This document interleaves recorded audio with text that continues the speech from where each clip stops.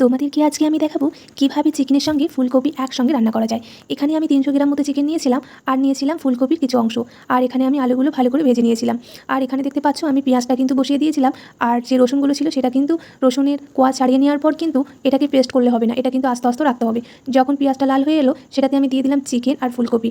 আর দেখতে পাচ্ছ এটা কিন্তু আমি দেওয়ার পর আমার ইন্ডাকশানটা কিন্তু 500-তে রেখে দিয়েছিলাম, যাতে করে এটা খুব সহজেই সিদ্ধ হয়ে যায়। উপরে কিছু ধনিয়া পাতা ছড়িয়ে দিয়েছিলাম। ধনিয়া পাতা দিলে কি হয় জানো, এটা খুব সুন্দর একটা সুগন্ধি আসে।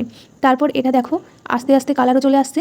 আর আমি এখানে কিছুক্ষণের জন্য একটু ঢাকনা দিয়ে দিয়েছিলাম, যাতে এটা খুব ভালোভাবে সিদ্ধ হয়ে যায়।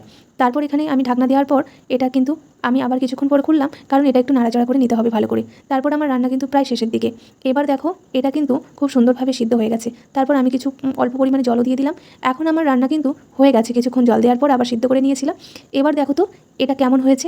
সত্যি কথা বলতে একবার তোমরা বাড়িতে চেষ্টা করে দেখো, ফুলকপি আর চিকেন রান্না করে খেয়ে দেখো। সত্যি বলতে তোমরা একবার খেলে বুঝতে পারবে যে ফুলকপির স্বাদ কীভাবে চিকেন দ্বারা একটা অসাধারণ হয়ে উঠেছে।